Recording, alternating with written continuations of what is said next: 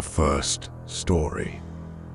One dark and rainy evening, when the wind howled in the narrow streets and the cold penetrated through the open windows, something very terrible happened in a small country town in the south. In this town, as in many others, residents observed ancient rituals and believed in supernatural phenomena. One of the legends, which was in every family, spoke of a curse lying on the town. The story said that many years ago, when a family of witches lived in these lands, they were scornfully and mercilessly destroyed by the local inhabitants, considering them enemies. At the last moment, before dying, the witches cursed the town and everyone who lives there, promising to return and take revenge on their offenders. In the same evening, when the earth was covered with a thick layer of clouds and the light of the lamps of the town flickered with a weak fire, unusual events began to happen. The first mysterious event happened in a cabin near the forest. A local old woman, who herself was a descendant of a former family of witches, heard strange sounds from behind the walls. Sharp, rough rustles and light whispers filled the air. She went to the yard, but could not see anything except the fog enveloping the surrounding trees. Feeling a cold breath on her foggy face, the woman turned away, and when she looked back, she saw that her hut was already engulfed in flames. The woman fell to her knees and fell silent in fear as she watched her home being destroyed to the ground. The crackling sound of burning wood and the smell of smoke filled the air as the flames began to consume the old cabin. The woman, seeing how her house was turned into a terrible torch, felt how cold horror penetrated her bones. She tried in vain to extinguish the flame, but it devoured more and more, merging with the moans of the woman who was nearby. She looked up one last time, and then she saw them. On the horizon, with shining eyes of evil, appeared the silhouettes of witches. They appeared from behind the trees, carried forward in the boundless mist. Each of them was dressed in flowing summer dresses that looked like living reflections of the night's darkness. Their hair, blown by the wind, looked like waves of fire, stained with malice and gluttony. One by one, the witches strode toward the town, raising their hands and pointing them toward the unfolding disaster. The spread of the fire was the beginning of a terrible chain reaction. Everything around the town became engulfed in chaos and terror. Unexplained noises appeared in houses throughout the town, almost like demonic intrusions, and then they destroyed everything in their path. Windows cracked, walls shook, and furniture crumbled to dust. People lost their homes, their loved ones, and their hope. It seemed that all was lost, but the worst was yet to happen. The survivor later recalled how the dark eyes of the witches shone on the broken windows of the town. Shadows appeared from behind the trees. They rose in the air and covered every street, every nook and cranny. People met them face to face, full of fear and despair, but it was clear that this battle was already lost. Finally, when the town was destroyed and the inhabitants subdued, the witches returned to their burial place.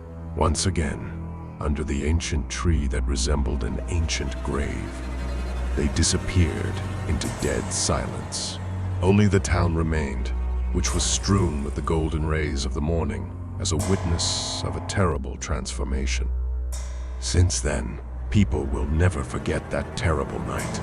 They remembered the curse that lay upon the town and were careful not to anger the witches. But was it possible to completely forget about the day when the curse became a reality and showed all its terrible power? That town was never the same again.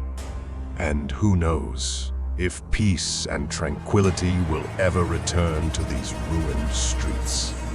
Perhaps the witches have only just begun their war of revenge, and the worst is yet to come, preparing to regain their power and break the last resistance of those who still had hope of salvation.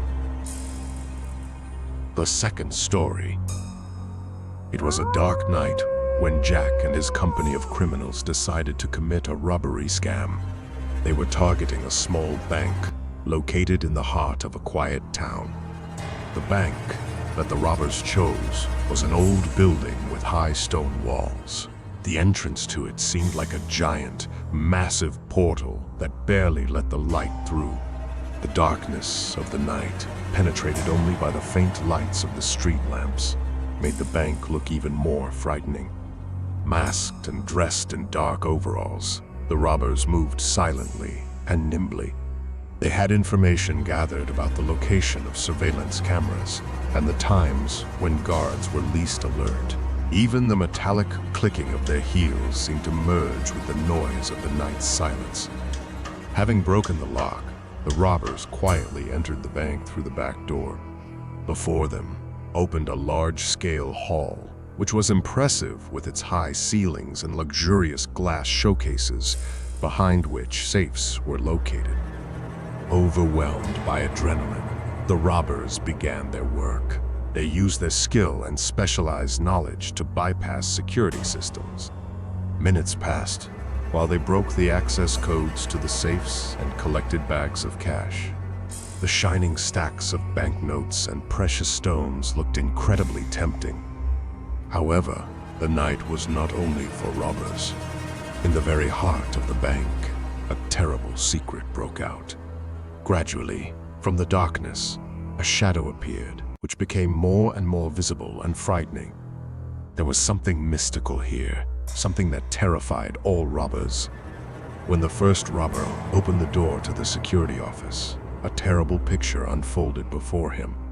The room was lit only by the moonlight that filtered through the drawn curtains, illuminating the scene of horror. The walls were covered with dark stains that looked like blood, and the lifeless bodies of several bank guards lay on the floor. Jack heard his heart pounding and a cold sweat rolled down his body. A stifling atmosphere reigned in the office, mixed with the aroma of blood and the smell of sweat of the robbers themselves. But they did not yet know that everything was just beginning. Behind the robbers, the approaching clatter of huge footsteps was heard. Time passed in slow motion as a huge shadow approached them. The ears of the robbers were filled with the sounds of an ominous roar and the creaking of twisted bones. The eyes of Jack, who was standing closest, met with a terrible creature.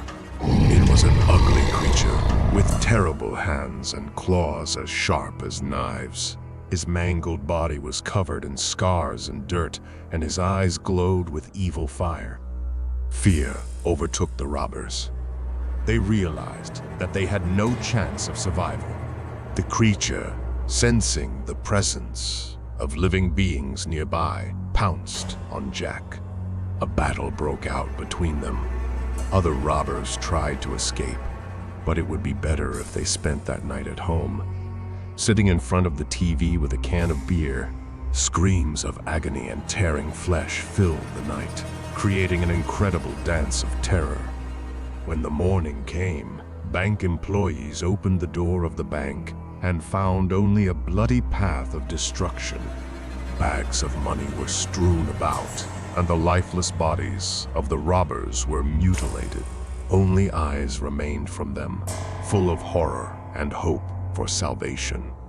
The bank remained only a wasteland, an abandoned witness of a terrible secret that plunged everyone into fear and terror. Legends about this event spread among the inhabitants of the city, leaving behind only horror and the belief that